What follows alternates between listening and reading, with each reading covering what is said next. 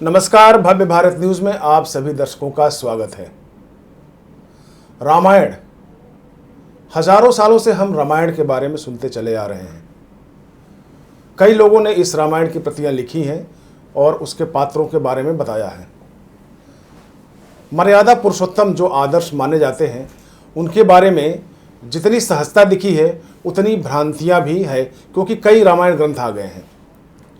आज इस विषय को जानने के लिए कि वास्तव में हम किस रामायण का अनुसरण करें और अपने जीवन में कैसे उसको हम ढालें, इस विषय पर चर्चा करने के लिए आज हमारे साथ फिर वही बाबा जी, श्री श्री 1008 चैतन्य अविनाशी परम अभ्यासी बाबा श्री रतन जी महाराज हमारे स्टूडियो में मौजूद हैं।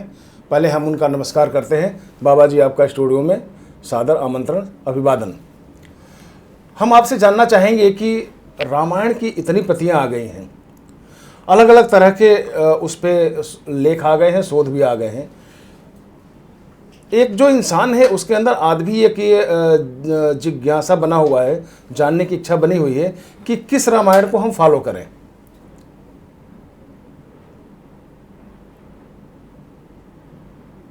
हमें रामायण को फॉलो नहीं करना है, हमें फॉलो करना है श्री राम को जी। अब रामायण का यहाँ तक विषय है कि कितनी रामायणें आ गई हैं, रामायण कहाँ से शुरू हुई। अधिकांश लोगों का ज्ञान आकर के रुकता है महर्षि वाल्मीकि जी की रामायण पर, कि महर्षि वाल्मीकि जी ने रामायण की रचना की, जबकि रामायण खुद कुछ और बोलती है कि वो रचना किसकी है।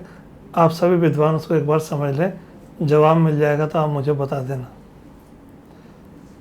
रामायण के जितने भी कैरेक्टर्स हैं, जो भी पात्र हैं, ये सब जो हमें दिखाई देते हैं, जिन्हें हम जीते हैं, सही मायने में ये कैरेक्टर हैं कहाँ पर? ये हमारे जीवन के अंदर ही छुपे हुए हैं।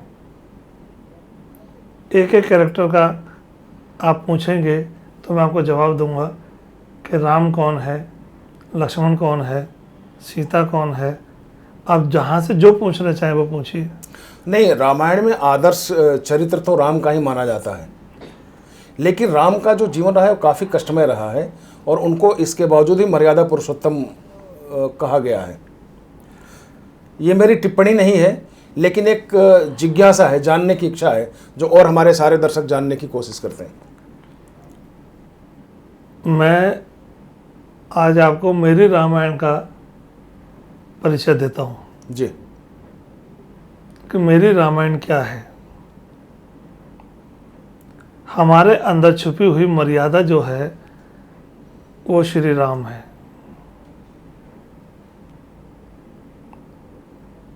जो व्यक्ति मर्यादा में रहता है उसके अंदर भक्ति उत्पन्न होती है। भक्ति कौन है? भक्ति सीता है। जिसके अंदर भक्ति और मर्यादा उत्पन्न हो जाती है, उनके अंदर वैराग उत्पन्न हो जाता है। वैराग में थोड़ा बहुत क्रोध का संभव होता है, वो लक्ष्मण है। अब आप एक एक करके मेरे से पूछते जाइए कि मेरी रामायण के पात्र कौन कौन से, कैसे कैसे काम कर रहे हैं। नहीं, रामायण में राम, लक्ष्मण, भरत, शत्रुघ्न, चार भाई की उत्पत्ति अगर हम सशरीर माने तो वो दशरथ से हुई है। तो पहले तो आप दशरथ पर प्रकाश डालना चाहें कि दशरथ हमारे जीवन में किस कैरेक्टर को कहते हैं? दशरथ जो हैं, हमारे शरीर के अंदर छुपी हुई 5 कर्म इंद्रिय हैं और 5 ज्ञान इंद्रिय हैं, जिसको दशरथ कहा गया है। इन्हीं से राम की उत्पत्ति हुई, यानी मर्यादा की। अब राम, लक्ष्मण, भरत, शत्रुघ्न। अब राम का मैंने आपको बता दिया कि मर्यादा है, सीता जी का मैंने बताया भक्ति है, लक्ष्मण जी का मैंने बताया आपको वैराग है जी। अब हो गए बाकी भरत और शत्रुघ्न। तो भरत जो हैं, जिन्होंने भगवान श्री राम के खड़ामू लेकर उनके आसन पर विराजमान किए, तो भरत कौन है? भरत विश्वास है। शत्रुघ्न कौन है? पवन। इसीलिए उन्होंने अपना बाण छोड़ा था और बाण के ऊपर हनुमान जी को वहाँ तक पहुँचा दिया था। और बताइए, क्या ये बात सच है कि बाण से हनुमान जी को पहुंचा दिया गया था? अगर आप रामायण की बात करोगे तो यही सच है। और अगर आपके विवेक से बात करें तो? मेरे विवेक से बात करेंगे तो मेरे पास शब्दों के बाण हैं, ऐसे ही वो भी एक बाण है, शत्रुघ्न भी। तो शत्रुघ्न का भी बाण है, शत्रुघ्न का भी बाण शब्द है। शब्द के आधार पर कहीं भी पहुंचाया जा सकता है किसी को भी, मतलब संभव है ये? संभव है। ठीक है, अब हम चलते हैं इसमें हनुमान पे, क्योंकि हनुमान एक मुख्य चरित्र रहा है उसमें। हाँ जी, हनुमान जी जो हैं वो मन है। हनुमान जी जो हैं वो मन है। मन का स्वभाव क्या होता है? यहाँ से वहाँ कूदते रहना, किसी एक जगह पर रुक के ना रहना। हमारे मन की भी ये अवस्था होती है। आप देख लीजिए, मन ही समुद्र पार जा सकता है, 7 समुद्र पार जा सकता है। तो 7 समुद्र पार किसको भेजा था? हनुमान जी को। तो हनुमान जी ही जा सकते हैं, क्योंकि हनुमान जी मन है, और मन के द्वारा हम कहीं भी कभी भी जा सकते हैं। अब आते हैं सबरी पे। सबरी कौन सा पात्र है हमारे चरित्र में? सबरी आस्था है।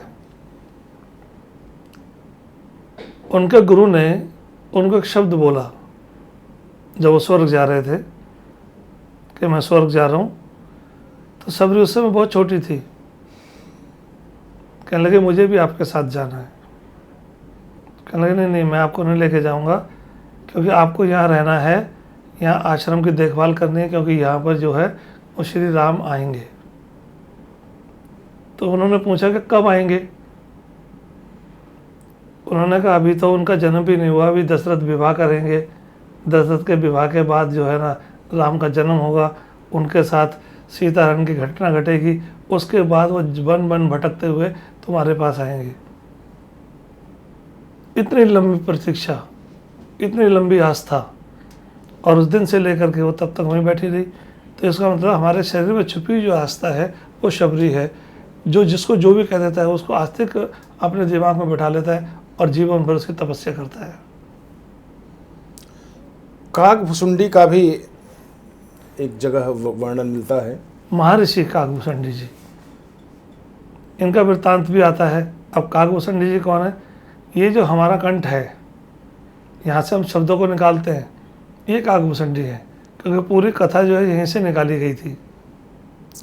और मुख्य चरित्र आता है इसमें, किरदार है मारीच का और रावण का। सीता हरण से अगर उसको हम जोड़ते हैं, रामायण का जो मुख्य कारण है, जो मुख्य चरित्र है, जिसको आपने रावण कहा है, रावण जो है वो अहंकार है। अहंकारी व्यक्ति के 10 मुख हो सकते हैं, साधारण व्यक्ति का 1 मुख होता है। तो अहंकार के वशीभूत जो भी होता है वो बहुत सारी बातें करता है। नहीं, 1 मुख वाला अहंकारी नहीं होता? कभी नहीं हो सकता, क्योंकि 1 मुख जो है वो सिर्फ मर्यादा पुरुषोत्तम श्री राम है। बाकी सबके अलग अलग मुख होते हैं। 1 मुख के ऊपर बहुत सारे मुख लगा रखे हैं लोगों ने, लेकिन श्री राम का एक ही मुख है, मुखौटा लगा रखा है। हाँ, तो रावण ने भी बहुत मुखौटे लगा रखे हैं, क्योंकि अहंकार है, अभिमान है, घमंड है। जी, रावण के अंदर जो नाभिक में जो एक था, रावण को ये बलशाली माना जाता था कि रावण, अगर रावण की हम एक सीन लें, एक तस्वीर लें, तो उसमें दिखता है कि रावण एक उसके 10 शीश 20 भुजाएं, एक लंबा सा पेट उसका, उसमें नाभि, और वो विश्व विजेता। तो विश्व विजेता के पीछे उसका कहता है कि उसके नाभि में अमृत था। नहीं, नाभि में अमृत तो आपके भी है, लेकिन आप उसको समझ नहीं पा रहे हो। सबके नाभि में अमृत होता है। अमृत क्यों कहा गया है? क्योंकि नाभि से ही आपका जन्म है, और आपका जन्म अमृत से ही हुआ है। रही बात रावण की, रावण जो कि अहंकारी, यानी अहंकार ही रावण है, और उसने बहुत सारी चीज़ें दर्शाई। आप अहंकारी होने की वजह से आप बोलते हो मेरा मृत्यु पर भी दबाव है, मैं मृत्यु को भी जीत लूँगा, ये सब अहंकार की बातें हैं। जब तक आप सत्य को नहीं जानेंगे तब तक आपको समझ में आएगा नहीं। रावण ने भी सत्य को जाना, लेकिन कब? जब श्री राम ने उनको मारा, तब वो सत्य को जान पाया, तब उसने गलती मानी, और उसके बाद मोक्ष हो गया। रावण का एक मुख्य चरित्र आता है, चूंकि वो ब्राह्मण था, और ब्राह्मण के बावजूद भी उसने विद्वान भी था, उसने सीता का हरण किया। तो इस चरित्र को आप कैसे देखते हैं? इतनी रानियां थी, इसके बावजूद उसने सीता का हरण किया। सीता का हरण जो हुआ वो कोई कारण विशेष था। जैसे रावण की बहन, जिस बहन का नाम आपने लिया ही नहीं, शूर्पणखा। हाँ हाँ, शूर्पणखा। अब शूर्पणखा कौन है? आपके अंदर छिपी हुई जो गलत नेगेटिविटी है उसका नाम शूर्पणखा है। और उसकी नाक काट दी लक्ष्मण ने, क्योंकि बैराग ही उसको काट सकता है और कोई नहीं काट सकता। आपके अंदर आने वाले बुरे भाव को बैराग ही काटेगा। शूर्पणखा की नाक काट दी। उसके क्रोध में आकर के रावण ने सीता का हरण किया। लेकिन यह एक विचारणीय बात है कि उस युग में उस विद्वान जिसको आप बोल रहे हैं रावण, ठीक है कि विद्वान उनसे ज़्यादा कोई नहीं था क्योंकि ब्राह्मण परिवार में थे, लेकिन माता जो उनकी थी वो राक्षस थी, पिता ब्राह्मण थे। अब लक्ष्मण जी की नाक काटने के बाद रावण को ये जिद थी कि अपनी बहन का बदला कैसे लिया जाए। बहन का बदला लेने के लिए उन्होंने ये सोचा कि इनकी पत्नी का हरण कर लिया जाए, यानी कि भक्ति का हरण। जब आपके अंदर मर्यादा खत्म होने लगती है और अहंकार उत्पन्न होने लगता है तो आपकी भक्ति जो है ना आपसे दूर होने लगती है। आप उस जगह से हटना मत। तो वहाँ क्या हुआ, वहाँ जो है जैसे भक्ति का अपना अहंकार का ऊपर आने लगा तो भक्ति का हरण होने लगा। तो रावण रूपी जो है आकर के भक्ति का हरण हो गया, यानी सीता का हरण हुआ। लेकिन अशोक वाटिका में उनको बैठाया गया। इतना महल था, घर था, सोने की लंका थी, सब कुछ था, लेकिन उनको एक विशाल अशोक वाटिका में बैठाया गया। क्योंकि वो जानते थे ना, वो जानते थे कि भक्ति का पालन पोषण जो है वो कहाँ हो सकता है। भक्ति का पालन पोषण राजमहल में नहीं होता, भक्ति का पालन पोषण तो वन में होता है। इसीलिए उन्होंने अशोक वाटिका के अंदर बैठाया। नहीं तो अभी आपने बताया कि ये हमारी रामायण है, लेकिन हम जो भी चर्चा कर रहे हैं ये किताबी रामायण की बात कर। आप जितनी बातें पूछते हो किताबी रामायण की बात करते हो, मैं अपने कैरेक्टर साथ साथ बता रहा हूँ। उस रामायण की चर्चा सिर्फ इसलिए हो रही है क्योंकि आपको समझाना है मुझे। जी जी। नहीं तो मैं तो मेरी रामायण 2 शब्दों में ख़त्म कर सकता हूँ। बाली और सुग्रीव को किस नज़र से आप देखते हैं? बाली और सुग्रीव जो है हमारे 2 चरित्र हैं, अच्छा और बुरा, बस। राम ने फिर उसमें राम की जो भूमिका थी, हाँ, जो बुरा चरित्र था उसको मार दिया। मर्यादा के द्वारा आप अपने बुरे चरित्र को मार सकते हो। आपके अंदर जो भी बुरे भाव पैदा होंगे आप उनको अपनी मर्यादा के द्वारा ही ख़त्म कर सकते हो। तो एक आम आदमी इस रामायण को, जो एक हमारी रामायण है, एक अपनी रामायण को कैसे समझे? नहीं, मेरी रामायण को समझने के लिए ज़रूरत नहीं है आपको, क्योंकि मेरी रामायण तो सिर्फ मैं जानता हूँ। मैंने उस सच को जाना है। मैंने कैरेक्टर को बाहर ढूंढा नहीं कभी। मैंने मेरे कैरेक्टर को स्वयं के अंदर देखा और उस रामायण का पूरा आनंद लिया। मुझे रामायण को पढ़ने की आवश्यकता ही नहीं पड़ी।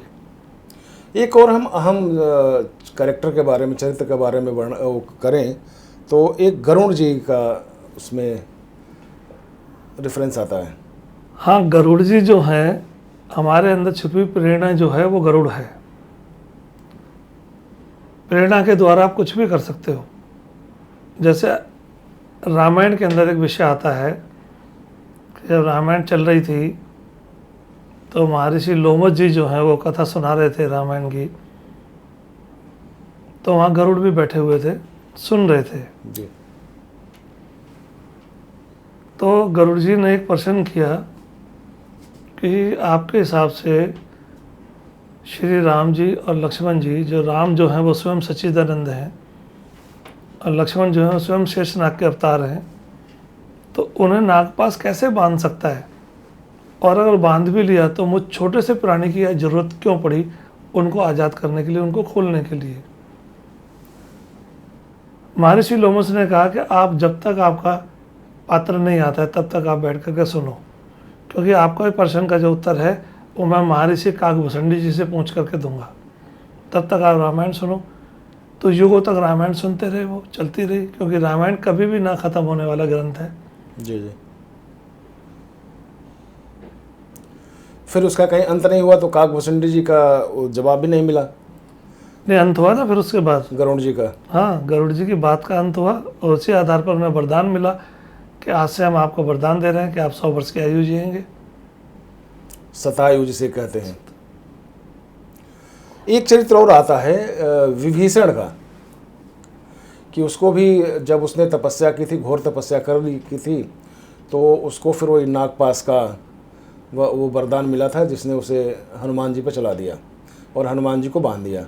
विभीषण को नहीं, इसमें मेघनाथ को। हाँ, तो मेघनाथ जो है,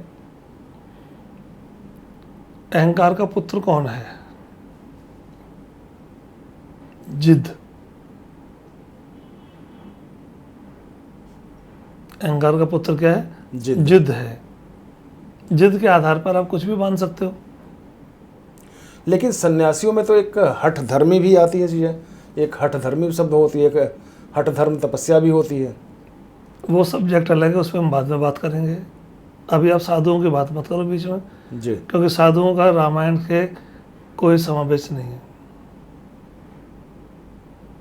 अच्छा, उनको बांधने के बाद क्या उनको नहीं पता था कि बानर, जब सब पता ही था कि वो उसने तपस्या कर रखा था, हनुमान जी का अपना एक ओहरा था, फिर इनको जब बांध के वहाँ पे ले गया तो लंका जलाने का क्या वास्तव में सोने की लंका जली? ये आज भी एक यक्ष प्रश्न रहता है। ये जो प्रश्न आ गया बीच में कि सोने की लंका के जल सकती है, सोना जब तक जलता नहीं है तब तक पवित्र नहीं होता है। आप किसी ज्वेलर्स के पास जाइए और सोने का वास्तविक रूप आप देखिए। सोने का वास्तविक रूप ऐसा होता है कि आप उसको देख करके फेंक देंगे, आपकी समझ में ही नहीं आएगा कि ये सोना है। जब वो जलता है, तपता है, तब जाकर के निकलता है कि ये सोने का है। नहीं, सोने की लंका जली का मतलब क्या है? सोने की लंका जल गई, हाँ, लेकिन फिर भी सोने की लंका खड़ी थी वहाँ पे। तो सोना जला नहीं है ना। मैं कोई पदार्थ उठा लूँ, उसको मैं जला दूँ। तो फिर क्या रामचंद्र से झूठ बोला गया था कि हमने सोने का लंका जला दिया वहाँ? नहीं, आग तो लगी थी ना, लेकिन वो एक ऐसा खनिज पदार्थ था जो जल तो सकता था लेकिन नष्ट नहीं हो सकता था। तो रावण के चरित्र को जोड़ के अगर सोने की लंका में आप देखें कि सोने के लंका का मालिक था, अहंकारी था ना। तो ये अपने शरीर में, यानी कि आपकी जो रामायण है उसमें किस तरह से परिभाषित करेंगे इसको? ये जो मेरा शरीर है और मैं अहंकारी हूँ, तो मैं अपने शरीर को क्या मान लूँगा कि मुझसे ज़्यादा बलशाली, मुझसे ज़्यादा चेतन शक्तिशाली कोई नहीं है। अहम जो है वो सोने की लंका है।